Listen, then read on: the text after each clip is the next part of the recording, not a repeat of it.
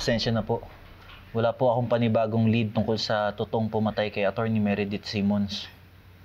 Hindi naman yun ang dahilan kung bakit ka namin pinatawag.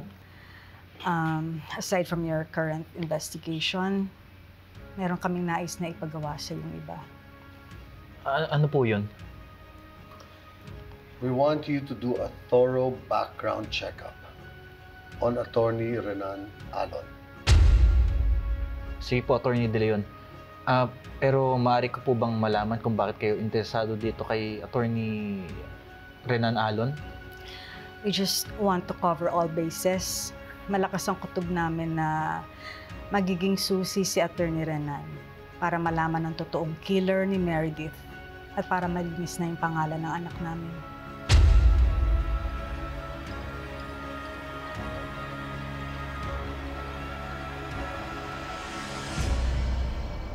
Okay. I'm gonna be completely honest with you. You deserve as much.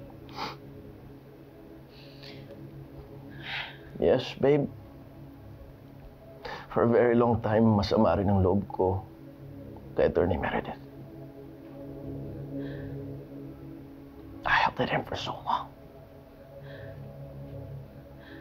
Pero nung nalaman ko na namatay siya, and that Keystone needed a lawyer para sa murder case niya, I took the job. Because I wanted to see for myself. Gusto ko malaman mismo kung anong klaseng tao yung nabayang matagal kong inisip na dahilan kung bakit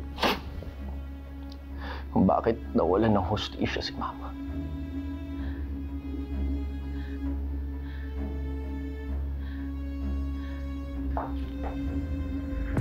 Pero alam mo, babe, ang nakausap ko yung mga taong malapit sa kanya. Do you know what I discovered? I found out that she was a kind, honest woman. Na minsan hindi siya gumawa ng kahit na anuman para madungisan yung integridad niya, babe. She was a woman of honor.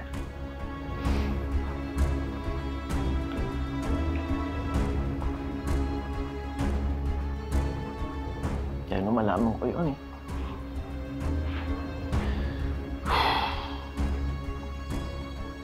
finally, nalet ko na lahat ng galit na itinanim ko sa puso ko para sa kanya, para kay Mang Kanor. I was finally able to let go. Move on.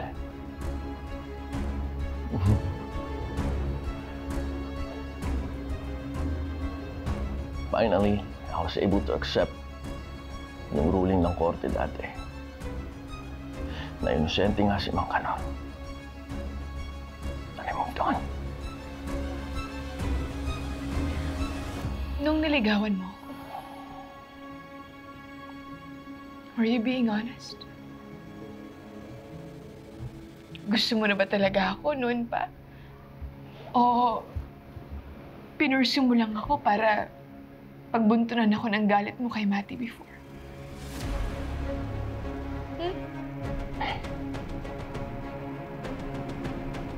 My intentions with you have always been honest from the beginning.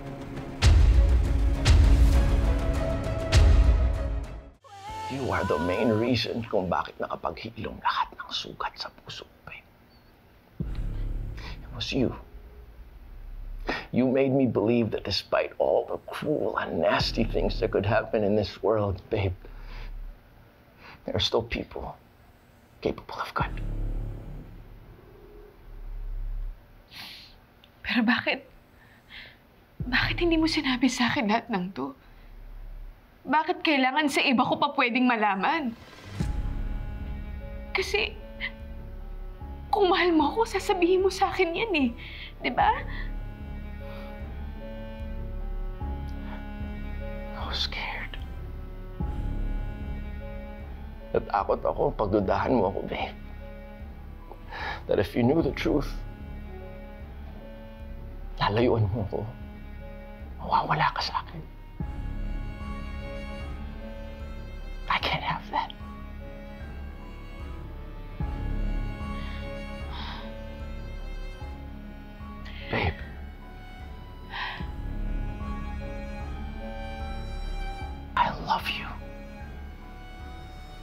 love you so much.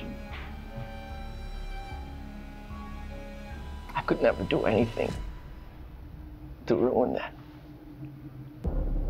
So yung binibintang nila sa akin, wala akong kinalaman doon. I have nothing to do with Moncanor's disappearance, babe. Nothing. I would never do that. I love you. Babe, ayoko maglihim sa'yo. Hirap na akong magtago at maglihim sa'yo, babe. Kaya gusto ko naman talaga sabihin sa'yo lahat eh. I was gonna tell you. Naunahan lang talaga ako ng ate mo. Babe. You know I love you so much, right? Never do anything to jeopardize that, babe. Please, you have to believe me. I love you with all my heart.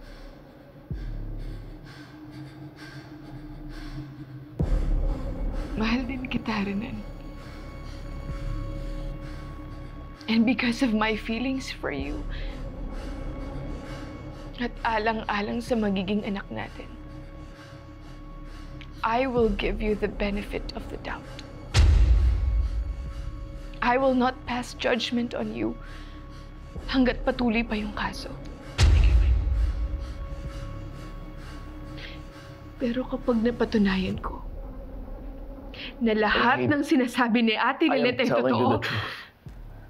I really am. You have to believe me. I am telling you the truth. Babe, hindi ko kaya sirahin yung tiwala mo dahil mahalaga ka sa akin, importante ka sa akin, ikaw ang pinaka-importanting tao sa akin, kayong dalawa. Kaya sana huwag nating hayaang maging hadlang to sa mga plano natin, babe. Please. Tuloy na natin yung kasal. Please.